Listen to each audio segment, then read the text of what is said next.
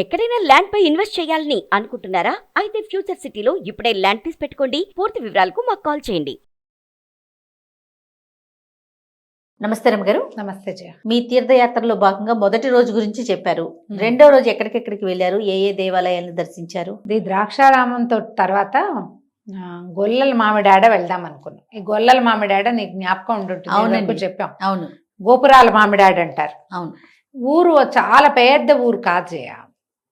ఆ గోదావరి జిల్లాలో ఉండే ఊళ్ళల్లో కాస్త పెద్దదే, బాగుంది. సూర్యనారాయణ స్వామి దేవాలయం ఒకటి ఉంది, కోదండరామస్వామి దేవాలయం ఒకటి ఉంది. రెండు ఎక్కడో ఉన్నాయి గోపురాలు, ఎంత పెద్దవో. సూర్యనారాయణ స్వామి దేవస్థానం సింపుల్గా వెళ్ళిపోయాం, అనే పెద్ద హడావిడిగా ఏం లేదు. ఓ పక్క నుంచి ఎంటర్ అయ్యాం, వాకిలి వైపు నుంచి కాకుండా ఒక పక్క నుంచి వెళ్ళాం. ఈ వీటిలలో చాలా ప్రధానమైన ఇబ్బందులు ఏంటంటే కొంచెం సందులు, సన్న రోడ్లు, 2-3 బళ్ళు వస్తే కొంచెం ఎటు వెళ్తున్నాం అయోమయంగా ఉంటుంది. పెద్ద వెహికల్స్ ఇబ్బందిగా ఉందా? కానీ పర్వాలేదు, కార్ పెట్టేసుకున్నాంలే పక్కనే. అది కూడా పెద్ద విశాలమైన ప్రాంగణమే. అన్ని చుట్టూతా ఇళ్ళు, షాపులు, జనసమర్థము మధ్యలో పరమ కూల్గా అనిపించేటువంటి, ఎంతో ప్రశాంతంగా ఉండేటువంటి దేవస్థానాలు ఇవి. 2 ఆలయాలకి చుట్టూతా జనసమర్థం, జనావాసం ఉంది. ఏదో ఊరు బయట అట్లా ఏం లేవు, ఊరు మధ్యలోనే ఉన్నాయి. వాళ్ళు ఎవరో మహానుభావులు ఎంత చక్కగా కట్టించారో. సూర్యనారాయణ స్వామి దేవస్థానం ఎంత చక్కగా ఉందో. సూర్యనారాయణుడు ఛాయా ఉషా పద్మిని సమేతంగా. మనం అరసవెల్లి దేవస్థానంలో స్వామివారిని ఎట్లా చూస్తామో అదే స్వరూపం, కొంచెం కొద్దిగా చిన్నగా ఉన్నారు. ఆ లోపల బోల్డ్ అనే తాబేళ్ళు ఉన్నాయి. ఓ పక్కన ఏదో చిన్న గట్టెల్లే కట్టి అందులో ఉంచారు. మావాడి వాటికి నీళ్లు లేవని పిల్లలకి బాధగా ఉంటుంది. అయ్యో నీళ్ళు లేవు, తాబేళ్ళకి వాటర్ ఉండాలి కదా, వీళ్ళు నీళ్ళు లేవు, ఎండలో తిరుగుతున్నాయి పాపం ఇవి అని కొంచెం బాధపడ్డాడు. చల్లగా ఉంది దేవాలయంలో, విశాలమైన పెద్ద ప్రాంగణము. ఇవి 100 సంవత్సరాల నాడు కట్టినవే. 100 అంతే, అంతకంటే చాలా పురాతనమైనవి కాదు. ఇట్లా చేయాలనుకుని ప్రత్యేకంగా ఈ దేవస్థానాన్ని ఏర్పరిచారనమాట. సూర్యనారాయణ స్వామి దేవస్థానం చాలా చక్కగా బాగుంది. ఎక్కువ సమయం పట్ల దర్శనం చేసుకుని వచ్చి బయటకు వచ్చి కూర్చున్నాం. సూర్య నమస్కారాలు అవి చేస్తారు అక్కడ విశేషంగా. కొంచెము మన మాఘమాసంలో అప్పుడు చాలా విశేషంగా జనసమర్థం ఉంటుంది. ప్రదక్షిణాలు చేసుకోవచ్చు, సూర్య నమస్కారాలు చేసుకోవచ్చు, స్వామివారికి అభిషేకాలు అవి చేయించుకోవచ్చు. బాగుంది. ఇక్కడి నుంచి కోదండరామస్వామి దేవస్థానానికి వెళ్ళాం.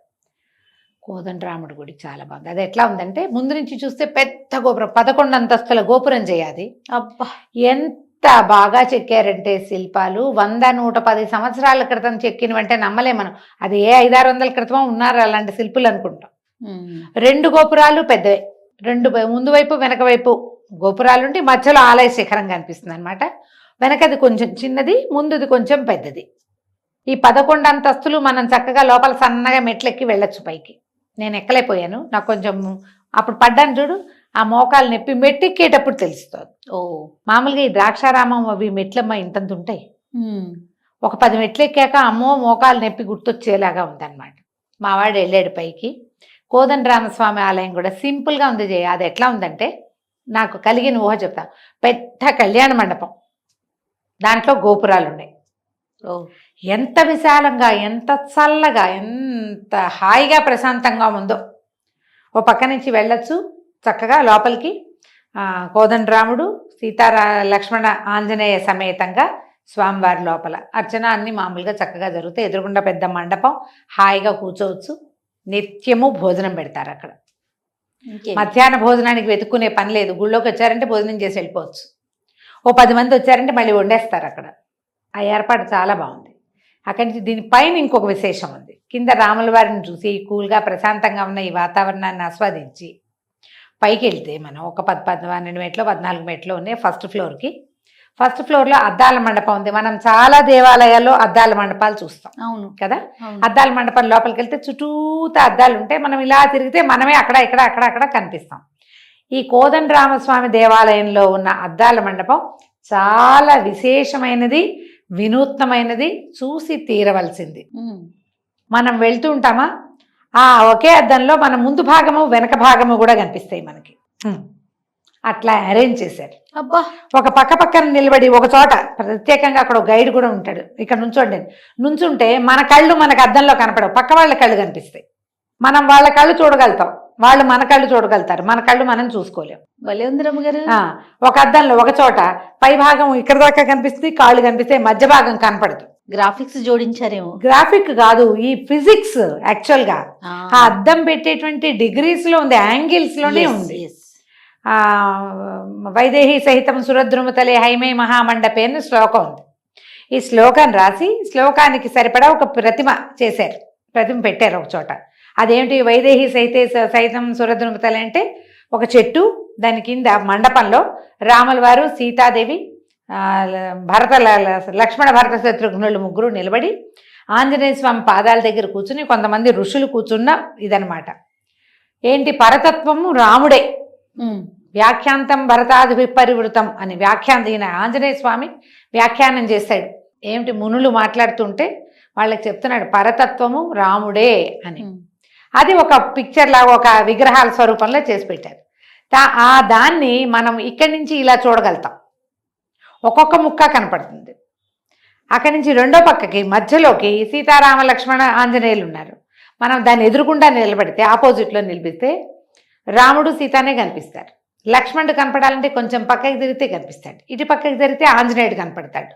మొత్తం కనపడదు ఒకేసారి. ఏ పక్క నుంచి ఉంటే ఏం కనిపిస్తుందో వాళ్ళు మనకు చెప్తారు. ఒక అద్దంలో పొడుగ్గా కనిపిస్తాం, రెండో అద్దంలో పొట్టిగా కనిపిస్తాం, మరుగుజ్జులాగా. మనకు మనమే. బాగుంది రమ్మగారు. చాలా బాగుంది అద్దాల మండపం. ఒకవేళ కనుక వెళ్తే కొంచెం కాలు నొప్పిగా ఉన్నా పర్వాలేదు, పైకెక్కి పెద్దదా పెద్దది ఒక పెద్ద లోపలికి వెళ్ళి మనం ఇప్పుడు దేవాలయం కింద ఏముంది, ఈ మండపం లాగా ఉంది కదా కింద, మన సీత కోదండరామస్వామి ఉన్నాడు కదా, ఆ పై భాగం అంతా ఇదనమాట. ఒక గణపతి విగ్రహం ఉంది, గణపతి మందిరం ఒకటి ఉంది, సీతారాముల మందిరం ఇంకొకటి ఉంది. గణపతి మందిరం తాలూకు గోపురం పైన కనబడి ఇక్కడ దండం పెట్టుకోండి అని చెప్తారు. చక్కగా ఉంది. గణపతిది కూడా భలే వేరే ప్రత్యేకంగా ఉన్న స్వరూపం. నాగబంధం కట్టు ఉంటుంది కదా, మామూలుగా గణపతికి నాగబంధం ఉంటుంది నడుము. ఈ సర్పం ఇట్లా పడగ చాపితే ఈయన తొండం ఈ పడగ మీద ఆనినట్టుగా ఉంది ఆ స్వరూపం. ఓహో. ఆ తొండాన్ని పడగ మీద పెట్టాడు. తీరా చూస్తే 100 ఏళ్ల క్రితమే అన్నారు ఆలయం. 110 years అయి ఉంటుంది. చాలా బాగుంది. దేవాలయము బాగుంది. ఆ పైన ఉన్న అద్దాల మండపం ఎక్సలెంట్ గా ఉంది. మా వాళ్ళు పైకి వెళ్ళి పైన అంతా చూసొచ్చారు. పైకి వెళ్ళారు, వాళ్ళిద్దరు ఎక్కారు. ఈయన చిన్న అబ్బాయి ఎక్కారు. నేను ఎక్కలేకపోయి చెప్పాకి మోకాలు నొప్పి లేకపోతే నేను మెల్లిగా ఎక్కేసేదాన్ని. మెట్లెక్కలేని తనం లేదు, దెబ్బ వల్ల కొంచెం నొప్పి ఎక్కువగా. అదేలేండి. ఎక్కి వాళ్ళు చక్కగా చుట్టూ సార్ గ్రామం అంతా కనపడుతుంది అన్ని పక్కల నుంచి. విగ్రహాలన్నీ కూడా బాగా చేశారు. ఎంత బాగుందో, మంచి ఎక్స్పీరియన్స్. మామూలుగా మన శ్రీరంగము అక్కడికి వెళ్తే మనం ఆ పైకి ఎక్కే అవకాశం లభిస్తుంది కదా, అలాంటిది ఇక్కడ కనిపిస్తుంది. అద్భుతం. మా సాదా సీదా ఊర్లో అంత పురాతనమైనవి కాకపోయినా చాలా శ్రద్ధగా చేశారు. దాంతోపాటు నిత్యాన్నదానం ఒకటి మంచి ప్రోగ్రాం ఈ దేవాలయంలో. భోజనం చక్కగా పెట్టారు. మేము మామూలుగా పెద్దగా బయట తినకుండా ఉండడానికి ట్రై చేస్తాను నేను. వాళ్ళు భోజనం చేయండి 3 సార్లు అన్నాక నేనేమనుకుంటానంటే, నాకు ఒక సిద్ధాంతం ఉంటుంది, ఎవరైనా పదే తినండి అన్నప్పుడు వద్దని వెళ్ళిపోయామనుకో, వాళ్ళు ఇంకా భోజనం దొరకదు. సిద్ధాన్నాన్ని వదిలిపెట్టుకుని వెళ్ళకూడదు అని ఒక నియమం. ఎవరైనా వెళ్తామంటే తినండి అని బలవంత పెట్టకూడదు. వాళ్ళు తినరు, తెలుసు మనకి, అయినా సరే తినమంటాం. వాళ్ళు ఇది వదిలిపెట్టి వెళ్ళారంటే బయట భోజనం దొరకదు. అందుకని అన్నం రెడీగా ఉంటే తినేసి వెళ్ళిపో అని చెప్తానన్నమాట పిల్లలకి. తయారుగా ఉంది, వదిలిపెట్టుకుని వెళ్తే తినలేకుండా అయిపోతాం. నేను అది నమ్మి చాలా పండగ రోజుల్లో ఇలాగ ఎక్కడికైనా వెళ్ళి ఇక్కడ వద్దులే అనుకుంటే ఇక మళ్ళీ భోజనం దొరకకుండా అయిన సిచ్యువేషన్స్ ఎన్నిసార్లు చూస్తాను. అదేలేండి. అందుకని అక్కడ ఆవిడెవరో నన్ను గుర్తుపట్టారు, కొంతమంది గుర్తుపట్టారు. భోంచేయండి అంటే సరే అక్కడ భోజనం చేసాం. ఎవరైనా బస్సులో వస్తున్నాము, యాత్రికులు వస్తారు కదా, వస్తున్నాము అని దేవాలయానికి ఫోన్ చేస్తే ఎంతమంది వస్తున్నారో కనుకని అంతమందికి వంట చేసేస్తారు. మనుషుల్ని చూసుకుని కూడా వండేస్తారట అప్పటికప్పుడు. ఆ బాగా శ్రద్ధ వహిస్తారు. ఆయన ఎవరో రెడ్డి గారు, వారిని అయితే నేను కలవలే, వారికి ఏదో ఇబ్బంది వచ్చిందట, వారిని కలవలేదు. కానీ దేవాలయం మాత్రం ఎక్సలెంట్గా.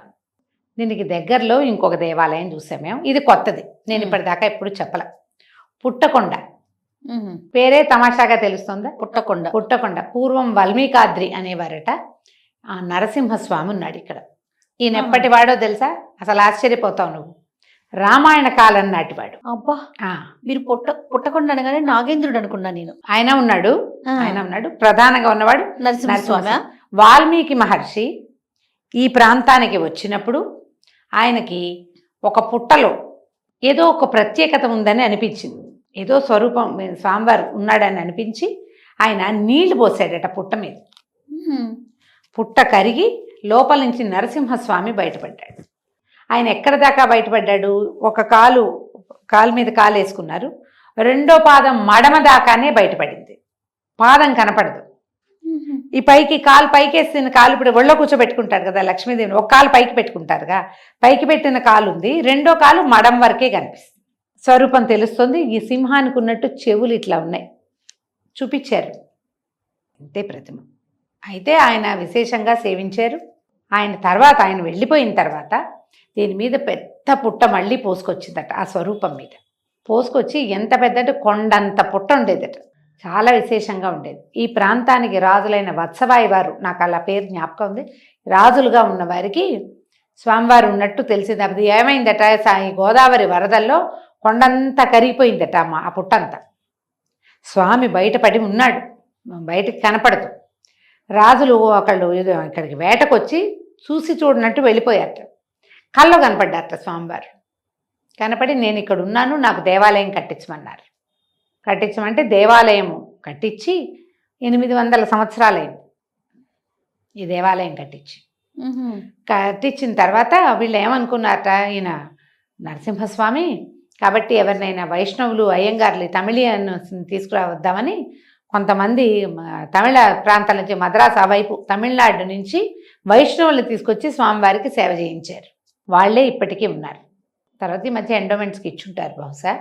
అయితే వాళ్ళ సేవా కాలంలో వాళ్ళు ఎలా చేశారు దాన్ని, ప్రత్యేకమైన ఆరాధనా క్రమం, వాళ్ళ ఈ గృహారాధనా క్రమంలోనే చక్కగా స్వామివారిని సేవించుకున్నారు.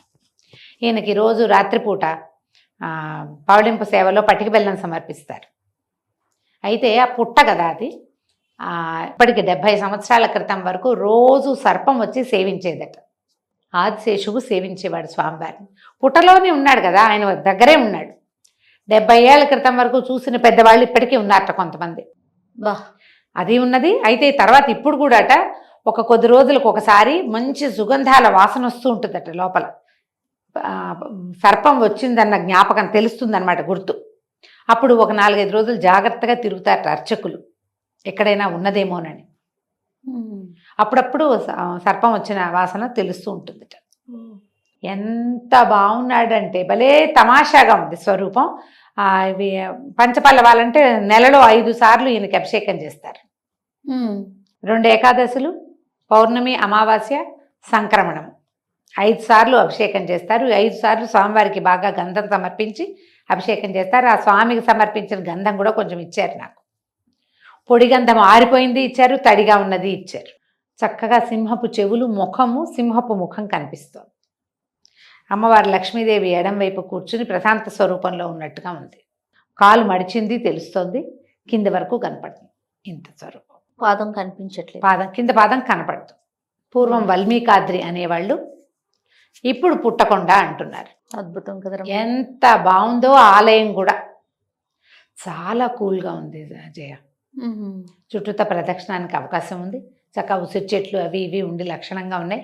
ఎవరో 2-3 ముగ్గురేమో ఇంచుమించు అందరికీ నేను తెలిసిన వాళ్ళే చాలామంది కనిపించారు. కానీ దేవాలయం బాగుంది. ఇప్పటిదంటే మా వాళ్ళు తెలుసుకున్నారు. మా అత్తవారికి ఇలవేల్పట ఈయన.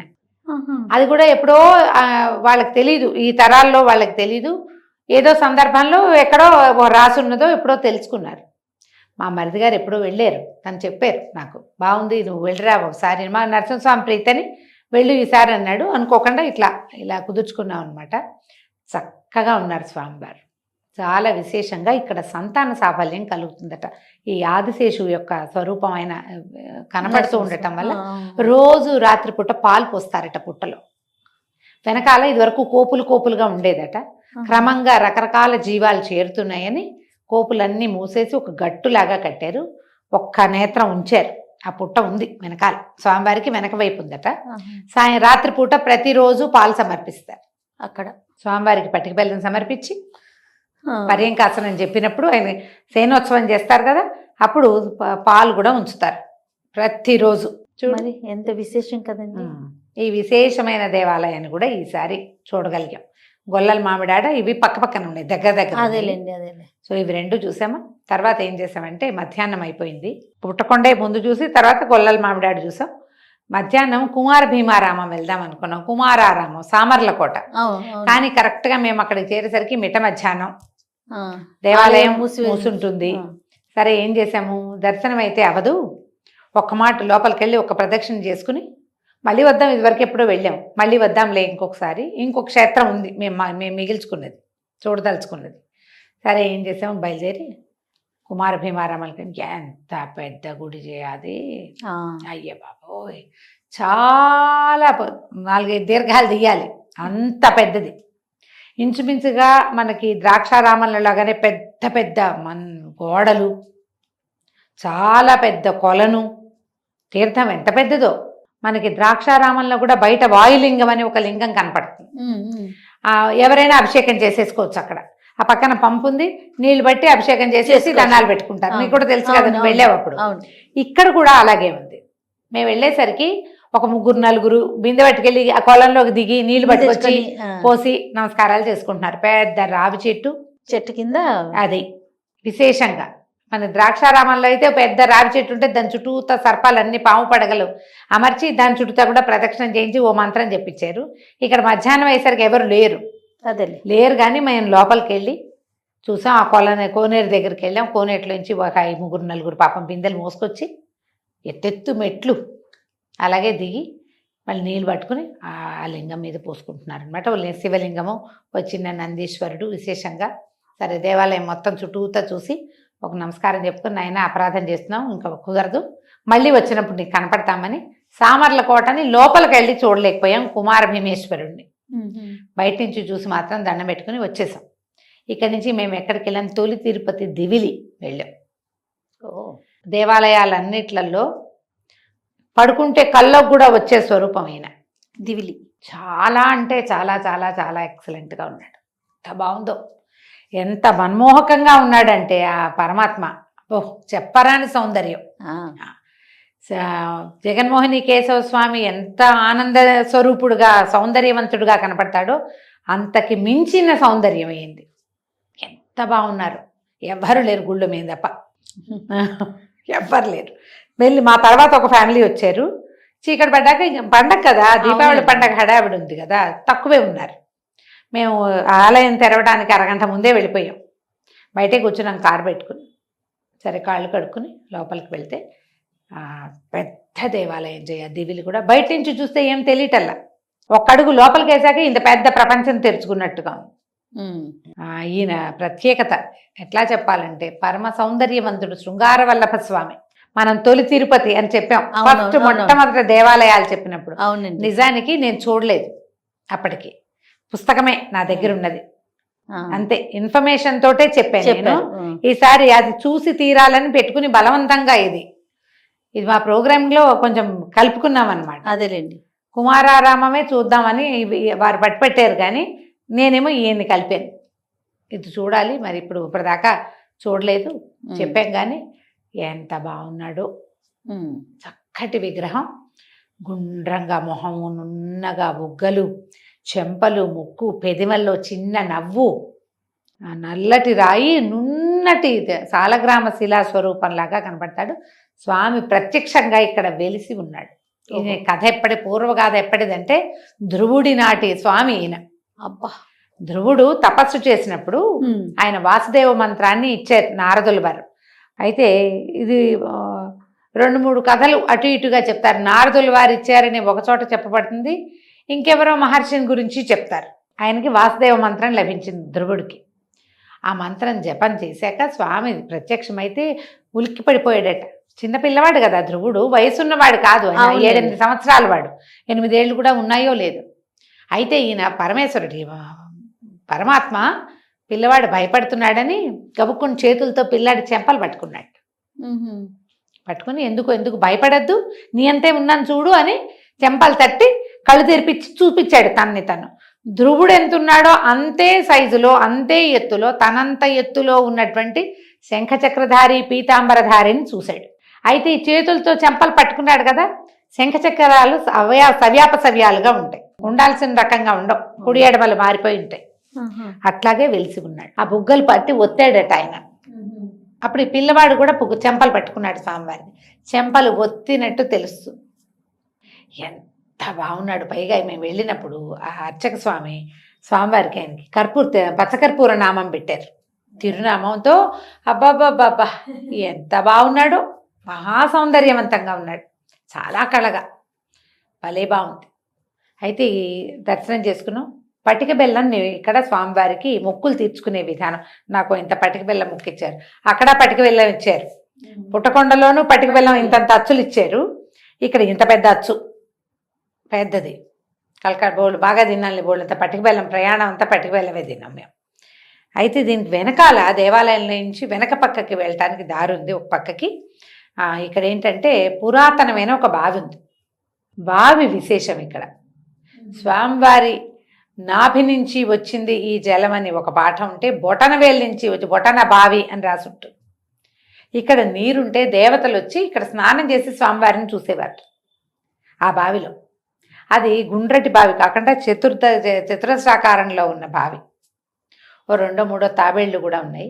ఈ బావి నీళ్ళుని నెత్తిమీద చల్లుకుని తీర్థం పుచ్చుకుని ఏదైనా మొక్కుకుంటే కావలసిన సంతానము, వివాహము, ఉద్యోగము, ఏదైనా ప్రత్యేకమైన మొక్కుంటే స్వామివారికి మళ్ళీ కనపడి పటిక బెల్లాన్నే సమర్పిస్తారట. బావి కూడా చాలా బాగుంది. నీళ్ళు ఎంత రుచిగా ఉన్నాయో, గొప్ప రుచిగా ఉన్నాయి. ఇక్కడ నీళ్లు బాగున్నాయా? మేము అక్కడికి వెళ్ళాం కదా పుట్టకొండ, ఆ పుట్టకొండలో ఒక పంపు ఉంది. మామూలుగా నాకు చేతి పంపు అంటే మహా ఇష్టం చేయం. పంపు చూస్తే ఒక సంతోషం వచ్చేస్తుందా, దాని మీద ఇట్లా చెయ్యేస్తే వచ్చేసినాయి నీళ్లు. ఆ నీళ్లు కూడా మహా బాగున్నాయి. నేను కార్తీకంలో వెళ్ళలేకపోయానని చాలా దిగులు నాకు. ముందు వెళ్ళిపోయాం, పండగ అప్పుడు వెళ్ళిపోయాం కదా. కార్తీకం అయితే ఎక్కడైనా స్నానం చేసి కనీసం ఏ నదిలోనో ఎక్కడ ఏ బావి దగ్గర స్నానం చేసి దర్శనం చేసుకునే పని. ఒకరోజు ముందు అయిపోయాం. సరే ఇక చేసేదేముంది, ఈ బావిలో నీళ్లు మంచి రుచిగా ఉన్నాయి. ఏది కావాలంటే అది మొక్కొచ్చు. ఎవరో ఒక వెదవాడి నుంచి వచ్చిన ఒక కుటుంబం కూడా కనపడ్డారు, వారు కూడా బలకరించారు. ఈ దర్శనం చేసుకుని మళ్ళీ తిరిగి రోడ్డెక్కేసాం. మేము విజయవాడ వచ్చేసాం రాత్రికి. అక్కడి నుంచి సాయంత్రం 5 గంటలకి వీరిని చూసి, దివిలి శృంగార వల్లభ స్వామిని చూసి, ఈ తిరుపతి సంగతి, దీని సంగతి ఇంకొకటి చెప్పాలి. తొలి తిరుపతి అంటారు దివిలిని.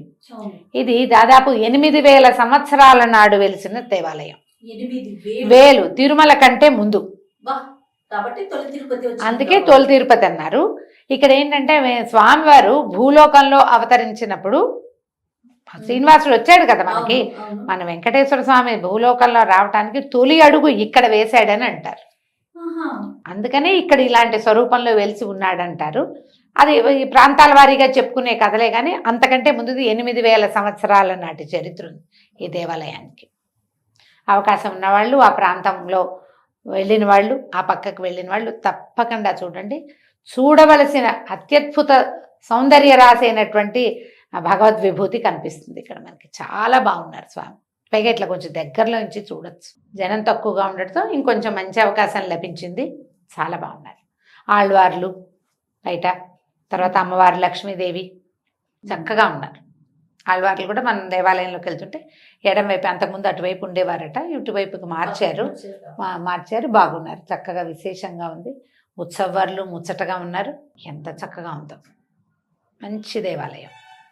దీంతో ట్రిప్ పూర్తి చేసి విజయవాడ వచ్చేసాం మేము. రాత్రికి అక్కడ ఉండి మా అక్కయ్య గారింట్లో మర్నాడు పొద్దున దుర్గగుడిలో అమ్మవారిని చూసుకుని వెళ్ళాం కదా. ఎలాగో పండగ రోజులని మంగళవారం పొద్దునే అమావాస్య తెల్లవారితే ఒకసారి వెళ్ళి ఆమెను కూడా చూసి వెనక్కి వచ్చేసాం. 2 days లో ఇంత చేసాం. సూక్ష్మంలో మోక్షం. చాలా టెంపుల్స్ చూసారు, చాలా దర్శనాలు అయినాయి మీకు కదండి. రైట్ అండి. నమస్తే. నమస్తే.